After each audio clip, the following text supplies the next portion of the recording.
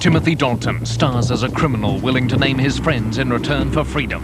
Kenny Greason, Donald Leather, Roger Fairclough, Doreen Angel, Harvey Hutchinson, Tommy Hutchinson, George Hamilton. David Morrissey is the detective who comes under his spell. You live with him? Eat with the guy? End of it, you never want to see Eddie Myers or his name again, because that bastard doesn't move out of here day or night. Nor do you. Crave, the movie. Just want to be friends. Next Sunday at 9. A breakthrough in hair care. Organics is coming. The first ever root-nourishing shampoo. With flavours like savoury beef, cool original and tangy cheese Doritos from Walker's, eating will be one outrageous experience after another. Our honeymoon, supposed to be going to the south of France, ended up in Scarborough. Can't afford it, he said. Story of my life. Can't afford a new car? Well, I just went out and bought one. It was less than 10,000 on the road. It's a golf match. It's got power steering and a CD player. My daughter's livid. Supposed to be taking me out tonight. But guess what? Can't afford it. If only everything in life was as reliable as a Volkswagen. For more information, call 0800 333 666.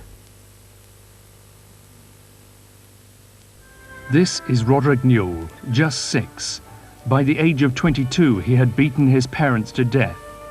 Roderick Newell went to Sandhurst and became an officer in the Royal Green Jackets. It was in 1987 he murdered his mother and father on the island of Jersey. He's pleaded guilty and his sentence is due on Monday, so the whole story can now be told. Murder in the Family, Monday at 10:40 on ITV. And that special programme on the Roderick Newell trial means that the scheduled edition of Street Legal will now be shown at the later time of 11:40 on Monday, with prisoner cell block H following at 12:35. Now it's news time with ITN.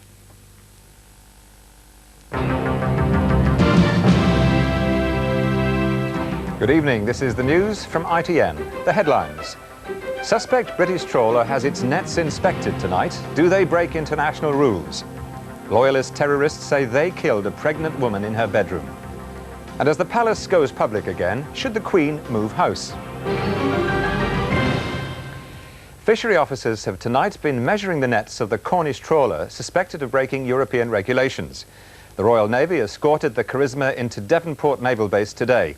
This evening, one of the first trawlers damaged in the tuna wars set out to return to the Bay of Biscay.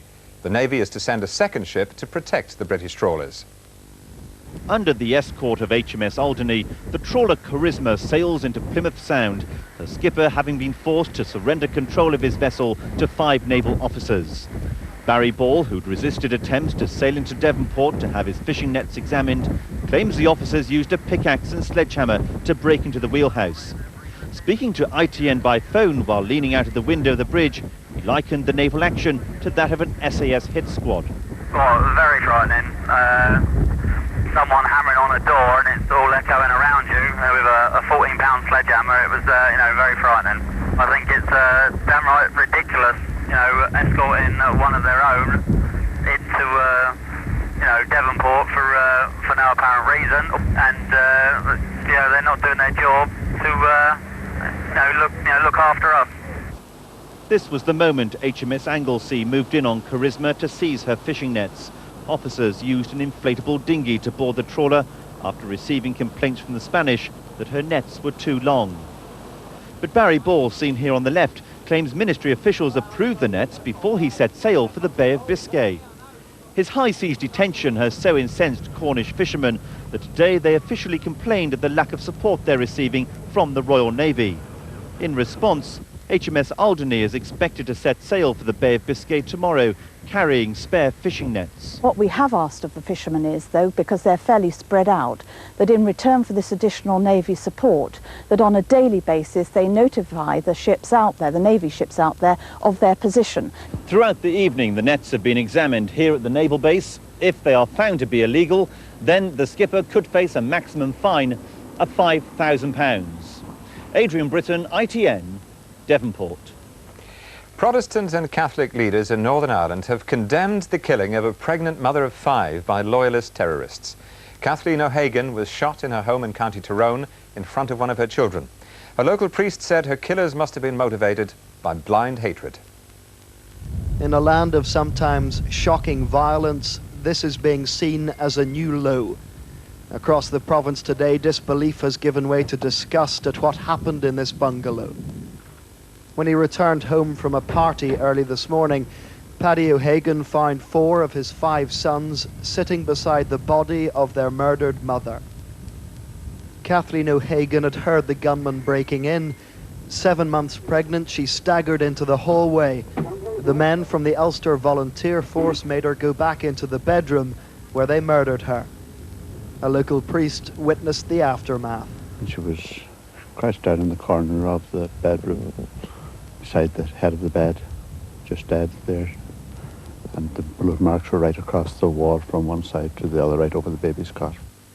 Mrs. O'Hagan was 38. She and her husband had been looking forward to the birth of their 6th child in October. This being an isolated part of County Tyrone, it was easy for the gunman to make a clean getaway. They drove just a mile before changing cars. The abandoned one was set on fire to destroy evidence. The Loyalist terror group has issued a statement to try to justify what the police are calling an unjustifiable and cold-blooded murder. The words and deeds of the gunman are being universally condemned. John Irvine, ITN, Northern Ireland. 2 British soldiers have been slightly injured in Bosnia after their Land Rover hit a mine. Bosnian Serb leaders say they're preparing to put the economy on a full war footing after Serbia cut off all ties.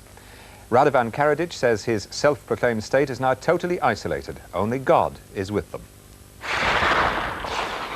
UN troops continue to bear down on Bosnian Serb snipers around Sarajevo in the wake of Friday's American airstrike against a Serb gun emplacement. Serb leader Radovan Karadzic has been defiant on television about standing firm, but with the UN flexing muscle and the border to Serbia proper sealed off by their former backers in Belgrade, the Bosnian Serbs are looking increasingly isolated. Oil and other supplies are running short. British troops have been digging in as tension has risen. 2 of them suffered minor shrapnel injuries when their Land Rover drove over a mine near Gorazda. They were treated at a hospital in Tuzla. The UN reported an easing of hostilities this weekend, but with Serbs soon to decide their next move after rejecting the partition plan, the prospects for a lasting peace are no nearer.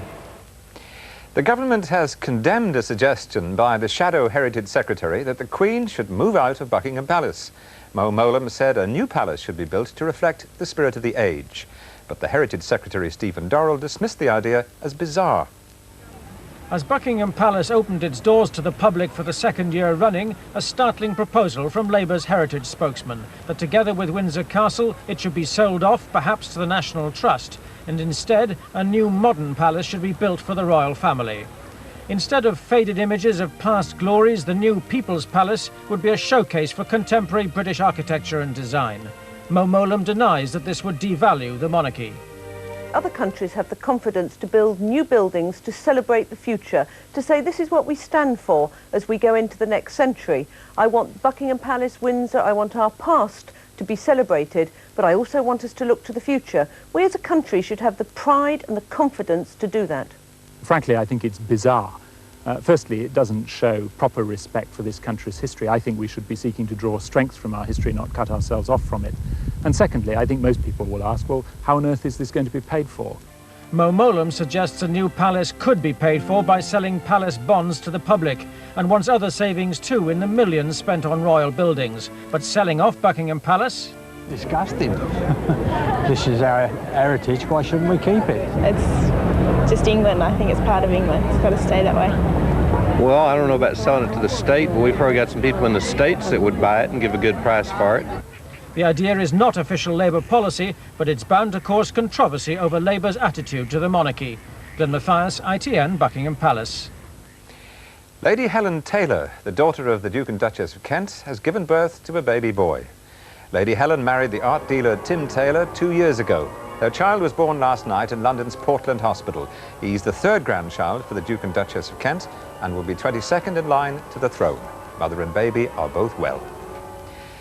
The British team doctor at the European Athletics Championships in Helsinki has said he's convinced sprinter Solomon Wariso took a banned substance innocently. Wariso is out of the championships after testing positive for the banned stimulant ephedrine. He says he took it unwittingly in a herbal medicine. Cricket. England seemed to be heading for a draw in the second test at Headingley. South Africa recovered from their early collapse.